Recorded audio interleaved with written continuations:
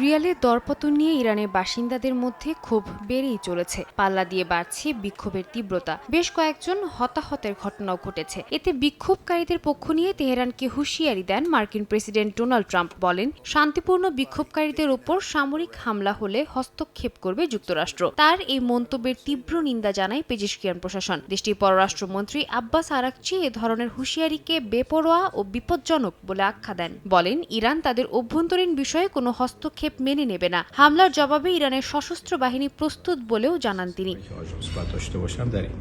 এদিকে বিক্ষোভ শুরুর পর প্রথমবারের মতো এই বিষয়ে কথা বলেছেন দেশটির সর্বোচ্চ নেতা আয়াতুল্লাহ আলী খামেনি। স্থানীয় সময় শনিবার টেলিভিশনে দেয়া একটি ভিডিও বার্তায় বলেন, মুদ্রা বাজারের এই অস্থিরতা স্বাভাবিক নয়। এর পেছনে শত্রুপক্ষের পরিকল্পিত ভূমিকা রয়েছে বলে মন্তব্য করেন তিনি। বিক্ষোভকারীদের উদ্দেশ্যে ইরানের সর্বোচ্চ নেতা বলেন, আন্দোলনরত ব্যবসায়ীদের অভিযোগ যৌক্তিক। রিয়ালের দ্রুত অবমূল্যায়নে ব্যবসা অচল হয়ে পড়েছে বলেও স্বীকার করেন তিনি। সমস্যা সমাধানে কাজ চলছে বলেও জানান খামেনি।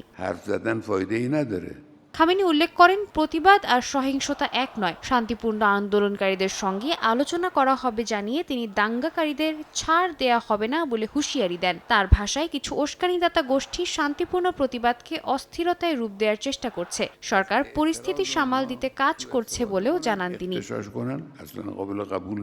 সাদিয়া তাসনিম, সময় সংবাদ।